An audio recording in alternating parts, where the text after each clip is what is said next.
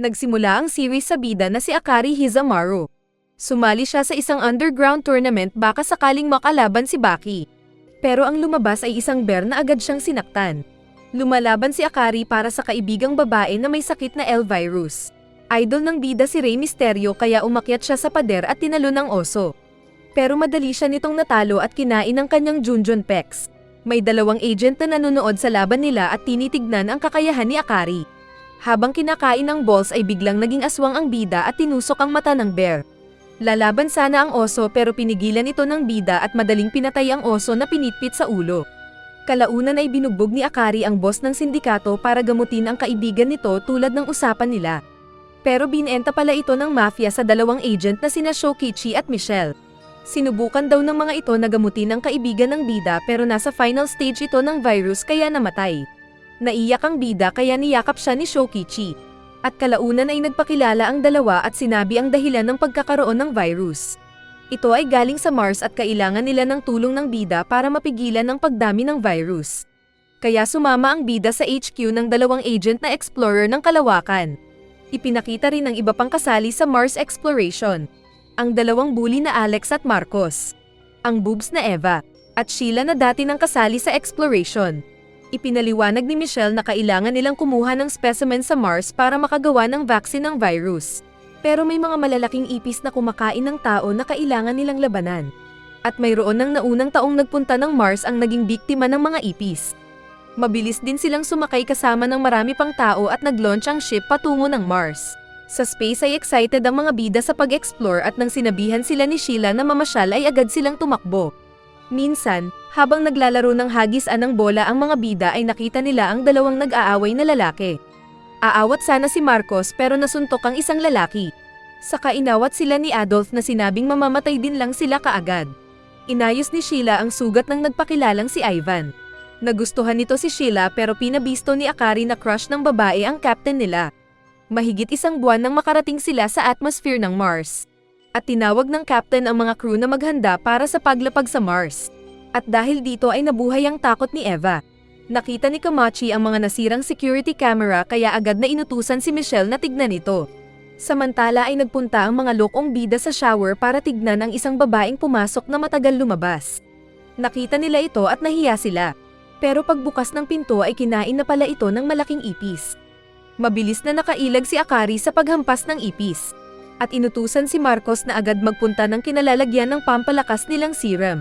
Biglang dumating si Michelle at inutusan naman si Akari na puntahan ang iba dahil posibleng mayroon pang ibang ipis. At pinakita nga ang isang lalaking tinanggal ang kamay at pinitpit ng ipis. Sa ibang banda ay pinisat ng isa pa ang ulo ng isang extra.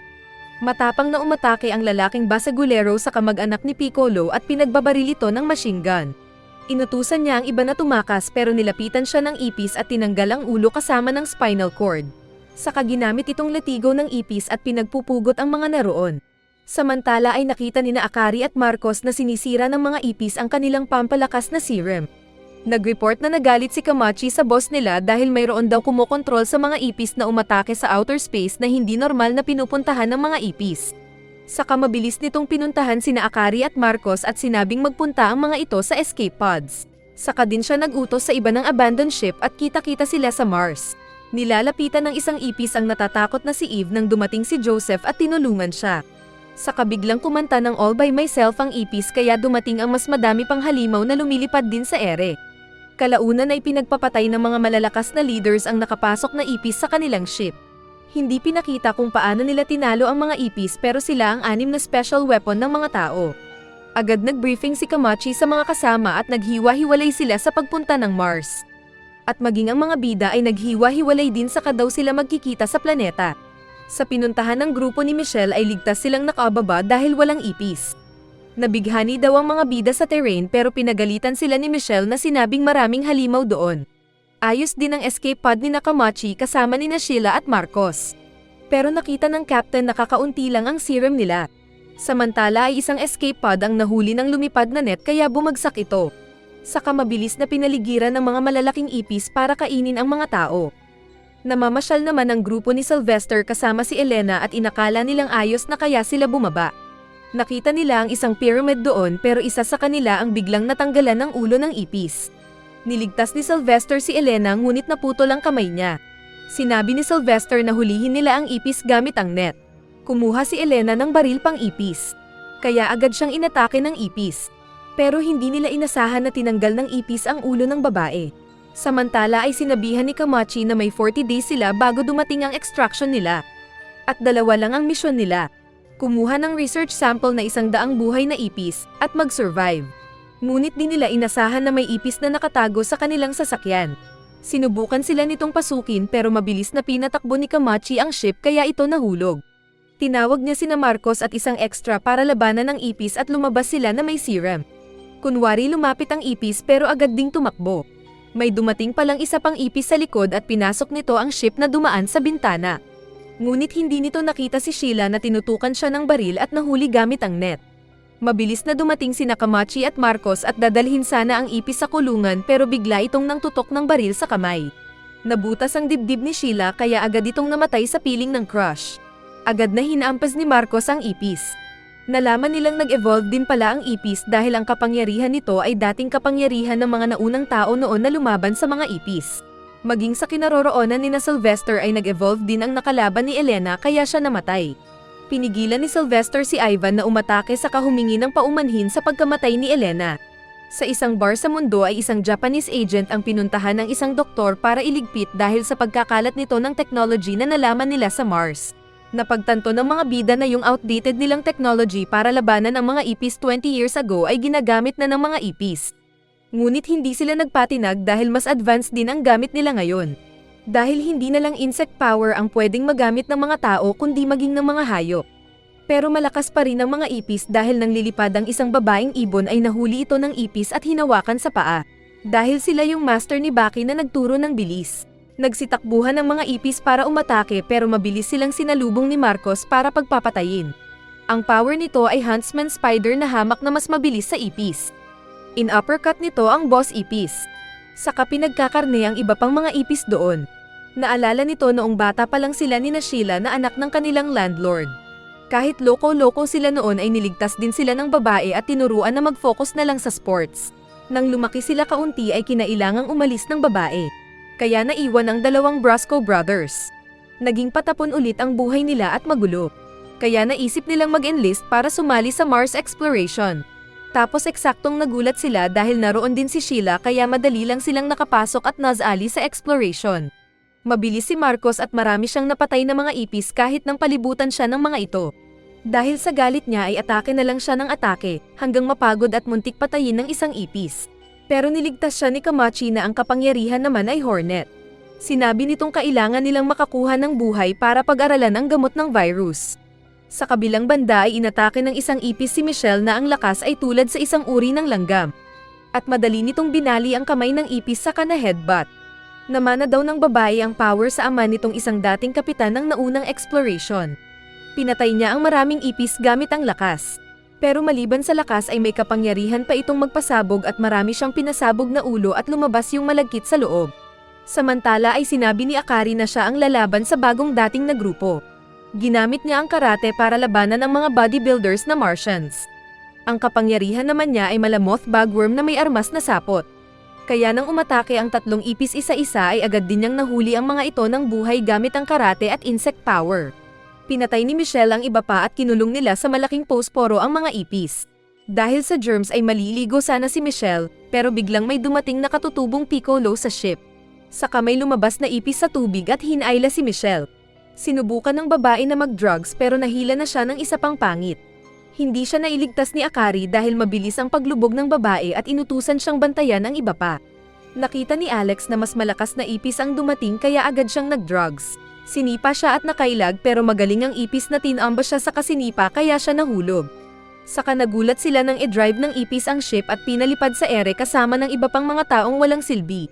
Sa ere ay hinarap ng ipis ang mga tao kaya nagawa pa ni Akari na may bato ang sapot nito sa ipis kaya ito not-alien. Mabilis din siyang umakyat sa ship at hinarap ang ipis at sinabi sa iba na kailangan nilang tumalon. Ayaw sana ng babae pero na-eject na silang lahat ng bida. Nakita ng bida na paa ng grasshopper ang mutated na ipis. Samantala sa ilalim ng tubig ay napansin ni Michelle na pang tubig ang kalaban nitong ipis. Naalala niya ang nakita niyang crew ng ama na namatay sa Mars dahil sa pakikipaglaban sa mga ipis. At napagtanto din ni Akari na yung mga namatay na tao noon sa Mars ay kinuha ng mga ipis ang kanilang katawan kaya mayroong mga hybrid ipis sa kanila. Nagawang makalaban ni Michelle sa ipis na nakahawak sa kanyang boobs at lumangoy pataas. Ngunit muli siyang hinailan ng ipis na nag-mutate. Samantalang yung mga nahuhulog na pabigat ay niligtas ng lumilipad na Alex. Kaso ay nabibigatan siya dahil sa dami nila. Nag-isip ng paraan si Michelle at muling nilock ang kalaban nitong insekto at naghintay na mahulog ang bayabas sa bunganga niya. At hindi nga nagtagal ay nabali ang paa ng ipis. Ngunit nauubusan na ng hangin ang babae. Nailigtas naman ni Alex ang mga kasama at napansin nitong hindi pa lumabas si Michelle sa tubig. Samantala ay nabugbog ng ipis grasshopper si Akari at muling bumalik sa manibela. Pero biglang tumayo ang bida at sinabing tae ang ipis na kalaban nito dahil rookie pa lang sa laban. Tinalian pala ng bida ang ipis na hindi nito alam kaya nang muli itong umatake ay napigilan. Sa kasinipa ni Akari ang ulo nito na bumagsak. Pinalipad ni Akari ang eroplano ng mas mabilis at nagawa niyang mahila si Michelle sa ilalim ng dagat na natalian pala niya ng sapot. Tumayo ang ipis na biglang nataman ng bakal at nahulog. Lumipad pa ito pero sinira ni Alex ang pakpak at binato ng bola ang tuhod kaya ito nahulog, pero may tali din ang paa nito. Nagising si Michelle nakaharap pa rin ng insekto na nakalakang paa sa kanya. Mahina pala ito sa lupa kaya madali lang itong tinanggalan ng babae sa kamay na pananglamas niya kanina. Nakita niya ang tali ni Akari at napagtanto na niligtas siya nito. At nagulat siya nang mahulog ang ongbak na ipis na may tali din ng paa. Saka dumating din si Akari na binati siya. Binigay pa nito ang jacket sa babae para daw labanan ng ipis. Pero binalik ito ni Michelle at siya ang tumakbo na tinuhad ang ipis sa ulo, na agad ding itinali ni Akari. Sinabi ni Akari ang natanggap nilang SOS mula sa mga kasama. Kaya agad na nagpadala ng message si Michelle sa mga ito. Inutusan niya ang mga bida na ayusin ang gulong ng sasakyan habang magpapalit ng damit. Kaya sinubukang bayaran ng dalawang lalaki ang nagbabantay sa kanila para silipan si Michelle. Dahil special daw ang babae na blondie at hindi ordinaryo. Naiisip naman ni Michelle na posibleng hindi lang simple na paglaban sa mga ipis ang laro nila kundi kasama ang politika. Samantala ay maraming ipis ang nagmarcha patungo sa grupo ni Sylvester. Inatake ng leader ng mga ipis si Sylvester na napaluhod sa kabinuhat sa ulo. Pero biglang naging crab ito at nagkaroon ulit ng kamay. Saka madaling pinatamba ang ipis na boss. Special ability nito ang muling patubuin ang naputol na kamay o paa. Bumangon ang boss na mabilis tumakbo. Sa kasabay nilang inutusan ang mga bata na maglaban-laban. Pinag-isahan ng mga ipis si Sylvester pero malakas ito at hindi iniinda ang sakit. Saka sa isang suntok ay basag ang mga ulo ng ipis. 2 ipis sa isang suntok. Madaling tinatalo ng mga tao ang mga ipis. Pero nang tinawag ni Sylvester si Ivan ay hawak na ng ipis ang ulo nito. Maging ang iba pang tao ay napugot na rin ng mga ipis. Mga mahinang nilalang. Nais ng ipis na kunin nila ang sasakyan. Pero ang totoo ay naghahalusinate lang pala ang ipis dahil sa kapangyarihan ni Ivan. Kaya nabangungot ang ipis nang lapitan siya ng mga naputol na ulo. Sinubukan siyang iligtas ng iba pang kasama pero walang epekto ang suntok nila kay Sylvester. At unti-unting sinasakal ng Russian boss ang boss ipis. Tatakas sana ang dalawa pero sila ang hinila ni Sylvester. Nakatakas naman ang boss pero pinigilan siya ni Ivan at binalibag sa lupa. Saka ginamitan ng net at kinulong din sa malaking posporo na lalagyan ng insekto. Inutusan ni Michelle ang grupo ni Adolf na agad magpunta sa rally point nila at huwag hayaan ng mga Russian at Chinese na makaabot doon agad. Ang totoo ay busy pala ang mga kasama ni Adolf na lumalaban sa mga ipis. Sinabi ni Adolf sa mga kasama na gamitin nila ang utak sa oras na iyon. Pinaabante ni Adolf ang sasakyan para puntahan ang rally point at sa daan ay nagagawa nilang maiwasan ang mga ipis. Ngunit bigla silang binangga ng isa pang ship kaya sila nahulog sa butas. Saka isang may baril na ipis ang pinasabog ang kanilang ship kaya nasira. Nakita nilang gamit ng mga ipis ang sasakyan ng Squad 4 na namatay. Sinabi ni Adolf na siya ang lalaban sa maraming ipis samantalang bawiin ng kasamang si Isabella ang sasakyan ng Squad 4. Kinuryente ni Adolf ang armas ng ipis kaya nasira. Saka umatake ito sa maraming mga ipis at pinagbabato ng kutsilyo ang kanilang dibdib saka ito kinuryente. Electric eel daw ang power ni Adolf at ito ay resulta ng eksperimento sa kanya noong bata pa siya. Matapang naman daw na nilapitan ni Isabella ang boss ipis na naroon. Patuloy sa pagkuryente si Adolf sa mga kalabang ipis. Saka naalala niya ang nakalipas na dati siyang loner. Kaso ay nilapitan siya ng isang babaeng nagngangalang Rosa. Dahil dito ay na-inlove si Adolf at nagpakasal sila ng babae. Pero nagpatusok ito sa ibang lalaki kaya nasaktan si Adolf. Ito pala si Rosa, ang babaeng walang pahinga. Nagmakaawa ang babae na bigyan pa siya ng isang chance kaya pinagbigyan niya ito. Hanggang manganak ang babae ng bata na hindi blondie. At nakumpirma ng lalaki na hindi niya anak ang bata dahil wala itong tinanggap na superpower base sa DNA test niya. Saka din siya iniwan ng salawahan na babae. Patuloy niyang pinagpapatay ang mga papalapit pang army ng ipis. Sa isip niya ay nais niyang patayin siya ng mga ipis. Samantala ay mayabang pa daw si Isabela na naging insekto at tinalo ng malaking boss ipis. Pero siya ang ginawang regla. Pinaikutan ng maraming ipis si Adolf pero lahat sila ay nakukuryente. Nakalapit naman ang isang boss ipis sa kanya pero namatay pa rin ito. Biglang umabante ang isang sasakyan at inilawan sila. Kaya inakala ng mga tao na ito si Isabela. Pero ang boss ng mga ipis ito na nagwagayway pa ng puting bandila. Saka inutusan ng army na lapitan si Adolf. Kaya parang sundalong nagmarcha ang mga ipis para hulihin si Adolf na walang tigil sa pagkuryente sa sangkatutak na ipis. Pero dahil sa dami ay nahawakan siya ng mga ito. Napatay naman niya lahat ng lumapit, pero napagod na siya at marami pa ring paparating. Sumusuko na siya nang biglang dumating ang mga mahihina na pilit siyang nililigtas. Hinihila ni Eva si Adolf samantalang nakikipagtulakan ng iba sa mga giant ipis. Nabutas ang tiyan ng isang pating, pero nakakagat pa ito. Isa namang pagong ang pinaghahampas ng batuta at walang laban dahil hindi siya ninja turtle. Isang ipis ang lumapit kay Adolf pero isinangga ng isang porcupine ang katawan na nabutasan. Inutusan ng boss ipis ang mga kasama. At dumating ang iba na ginamit ang net gun. At ang mga tao ang hinuli nila para siguro pag-eksperimentuhan. Umiiyak si Eva dahil hindi niya maramdaman ang tibok ng puso ni Adolf. Pero dahil kuryente ang power ay nag-self-revive si Adolf dahil din sa galit. Naramdaman ito ng mga kasama at nagawa pa ni Adolf na makasinghot ng maraming drugs. Kaya mas lalo siyang lumakas na kinuryente ang mga nakasalubong na ipis at maraming natupok. Siya pala ang rank number 2 sa Mars. Hinagisan niya ng dagger ang dalawang boss na nakailag at ang flag ang nataman. Saka siya nag-fuck you sa mga kalaban at gamit ang sarili ay nataman ang lugar na iyon ng napakalakas na kidlat. Dahil dito ay tigok ang maraming mga ipis kasama ng boss nila, pero marami pa ring natira. Muling bumangon si Adolf at nakita nito ang isang ipis na nilapitan ng boss nilang nataman ng kidlat. Saka tinapak-tapakan ang dibdib nito kaya ito muling tumayo. Tinuro ng boss ang mga tao saka sila tinutukan ng baril. Samantalang hinuli ang iba na nakanet. Sinangga ni Eva ang sarili kay Adolf para hindi ito matamaan.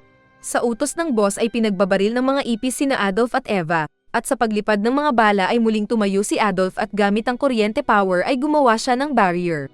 Kaya naligtas pa sila ni Eva. Ngunit binitawan ng mga Martian ipis ang armas at pinalitan ng tali at bato. Kaya walang nagawa si Adolf kundi yakapin si Eva.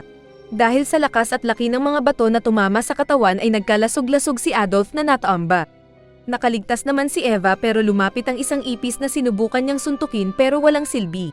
Pupulutin sana ng isang ipis si Adolf pero bigla silang nakarinig ng huni ng time bomb. Kaya parang ipis sa bilis na nagsitakbo ang mga ipis at iniwan ang mga tao. Niyakap ni Eva ang boss at kasama ng iba ay kasama sila sa sumabog na nuclear man. Nakita ni Alex ang pagsabog at napagtanto ni Michelle na patay na si Adolf. Yung asawa naman ni Adolf na pera lang niya ang habol ay cut off na rin sa sahod ng asawa. Buti nga sayo, marami niyan dito sa Pilipinas. Samantala ay busy naman ang grupo ni na Marcos sa pakikipaglaban sa ibang grupo ng ipis. May ipis na mukhang puting gorilya na nais kalabanin ng squad leader. Gamit ni Marcos ang baston at mabilis na pinagpapalo ang mga batong hinahagis ng mga ipis. Mabilis siyang nilapitan ng isang ipis pero binaril ito ni Jared. Nataman ng bato ang ulo ni Marcos pero mabilis itong naka-recover. Pinakilala naman si Kanako na ang power ay ibon na mabilis sa paglipad. Pinugot nito ang isang ipis sa ere. Saka mabilis na pinagpupugot ang iba pa sa lupa. Pero magaling ang mga ipis dahil hinuli siya gamit ng net. Pero ito ay patibong lang pala ng mga bida at pinatay ni Marcos ang mga ipis. Saka madaling nakalaya ang babae. Pinakilala din ng isang boxer na si KG. Sa mundo ay palagi itong nagti-training at naging world champion siya. Pinapasyalan niya ang ina kada Friday dahil may sakit ito at masaya silang kumakain kahit dalawa na lang sila. Kaso bago pa ng susunod niyang laban ay nanghina ang paningin niya. Kaya nag-recover siya ng 1 taon at naging delivery ng sulat. At sa nakaraang taon ay namatay pala ang ina nito dahil din sa alien virus. Inimbita ni Michelle ang lalaki na sumama sa Mars exploration kapalit na bayaran ng company ang utang niyang malaki dahil sa pagpapagamot sa ina noon. Noong una ay tumanggi siya pero nang maalala ang sabi ng ina ay bumalik siya kay Michelle at nag-request ng kapangyarihan na malakas ang paningin. Mantis shrimp ang lakas ni KG, at harapan niyang kinakalaban ng santukan ang ipis na matigas ang katawan. Ilang beses siyang pinapatamaan ng ipis na mabilis niyang iniilagan. Pero nang mapaluha dahil naalala ang ina na istorbo siya at nasuntok na tumilapon. Nadaganan pa siya ng bato.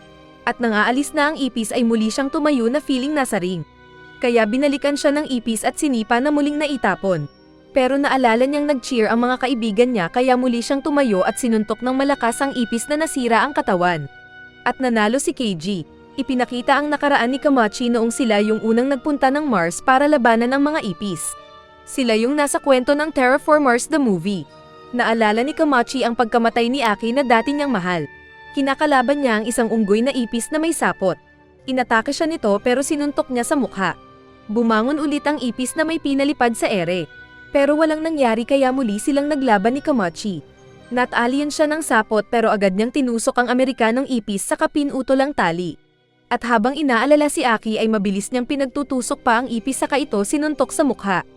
Kaya knockout ang kalaban na kanilang nahuli. Samantala ay nakapasok na sa pyramid ang grupo ni Sylvester at habang naglalakad ay tinuro ni Alexander ang damit ng taas ng puwet ni Nina na nabutasan. Pero sinabi ni Sylvester na something smells fishy daw dahil kung mahalaga ang pyramid sa mga ipis ay bakit walang bantay doon. Samantala ay patuloy sina Marcos at Kanako sa pagpatay sa mga ipis. At pinuri ng babae ang galing ni Marcos sa pagpalo ng stick. Pero nagseryoso ang lalaki nang may makita sa itaas. Maging sina Kamachi at KG ay napatingin sa itaas dahil biglang may nahulog. Ito pala ang mga rocket supply sana ng mga bida patungo sa mundo. Pero nagsisabog ito sa paligid. Kaya nasaktan ang buong grupo at dahil sa init ng apoy ay nawala ang kanilang powers.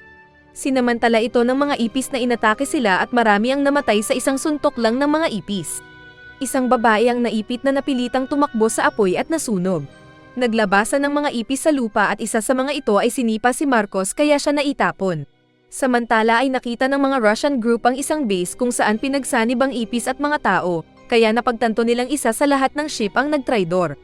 Papatayin na sana si Marcos pero biglang namatay ang ipis. Binato pala ito ng eagle na Alex at patuloy na winasak ang ulo ng iba pa. Napatakbo si Marcos dahil ayaw niyang matamaan at naiisip pitikin ang itlog ni Alex pag nagkita sila. Saka sa harap niya ay binigyan siya ni Alex ng serum na agad niyang kinain kaya muli siyang naging halimaw. Nagpitch pa si Alex ng mga bola na mabilis pinagpapalo ni Marcos kaya maraming namatay. Nakita ni Jared ang kalabang ipis na nakadamit ng reflective suit kaya para itong invisible ipis predator. Lumapit ito sa kulungan ng mga kasama pero nakita niya ang sapot. Mabilis na dinala ni Kanako sina Akari at Michelle kina Marcos at nag-aalala ang ibon dahil may isa pang bomba. Pero binato lang ito ni Alex at naging malaking fireworks sa langit. Inayos ni Michelle ang sugat ni Jared at sinabing sila na ang bahala ng mga kasama. Agad na tinalian ni Akari ang mga lumabas na ipis at naging langgam din si Michelle. Nakita nilang ang kanilang kalaban ay pinagsanib na ipis at mole kaya sila nakakapasok sa ilalim ng lupa. Naputol ng isa ang tali ni Akari kaya ito nakalipad na nakatakas. Napansin ni Michelle ang invisible ipis na may Batman gloves na sinusubukang palayain ng mga kulong kaya sinipa niya ito sa apoy. Pero dahil sa makapal na armor ay hindi namatay. Sinabi ni Jared na bigyan siya ni Michelle ng serum para labanan ang kalaban at pinagbigyan naman siya ng commanding officer. Nilalabanan ni Marcos ang mga ipis at muntik na siyang mahampas kung di lang siya niligtas ni Alex. Yumuko siya na naiiyak at humingi ng patawad kay Alex dahil hindi niya naprotektahan si Sheila. Sinuntok siya ni Alex saka pinatay ang lumapit na ipis. At sinabi sa best friend na nagpunta sila sa Mars para iligtas ang mundo dahil dati silang basura. Saka dumating din sina Kamachi at KG para samahan sila. Sinabi ng captain na hindi sila pwedeng matalo sa laban na iyon at sa susunod pa nilang laban. Isang araw pa lang pala nila doon at may 39 days pa bago dumating ang extraction. Ginamit ni Jared ang kapangyarihan nitong echolocation at nahanap ang kinaroroonan ng predator ipis. Nasa tuktok niya na agad na inatake ni Michelle. Pero malakas ang ipis na nagawang may akap ang chicks. Nang maglapit ang mukha nila ay pinasabog ito ng babae dahil sexual assault daw ito. Samantala sa mundo ay pinakita ang private group ni Hiruma na naghahanda para magpadala ng extraction para sa mga bida. Dahil alam nilang hindi pala nagpadala ng extraction ang mismong Yunasa na boss ng mga nagpunta ng Mars. Kasama rin nila ang lalaki na nagpunta ng bar at kinuha rin ng bartender. Patuloy sa pakikipaglaban ang mga bida nang mapansin nila si Akari na nagiging halimaw at pinag-aaswang ang mga ipis. Kaya pinigilan nito ito at kinausap hanggang maging tao Akari ulit. Marami silang nakitang ipis na nagpipila. Kaya muli silang nagturok ng serum at naging superhuman. Gamit ang stick ay maraming pinalo si Marcos. May ilang ipis na sinubukang pasukin ang ship pero pinugot ito ni Kanako. At pinagbabato naman ni Alex ang ibang lumilipad sa ere na may mga baril pa. Lahat ng mga bida ay lumalaban sa kanilang makakaya at maraming ipis ang natitigok dahil sa teamwork nila. May nangkanyan sa ship pero mabilis itong niligtas ni Akari gamit ang tali at yung mga ipis ang na-deads. Pero hindi pa tapos ang laban dahil parang orc sa Lord of the Rings na nagmarcha ang mga ipis patungo sa kanila. Kaya nabugbog din si Akari. Pero hindi siya sumusuko na patuloy sa pagtali sa mga 100 ipis. Samantala ay pinakita ang grupo ng mga inchik na si Liu Yiwo at buhay pa pala ang mga ito. Sila ang traidor sa grupo at madali lang nilang pinasabog ang mga ipis at sinakal ni Liu Yiwo ang isa kahit tao pa lang siya. At natapos ang series. Kung gusto mo ng part 2 ay like naman dyan kahit 1,000 likes lang. Malaking tulong yan para malaman namin kung anong anime ang mas nais ng mga nanonood.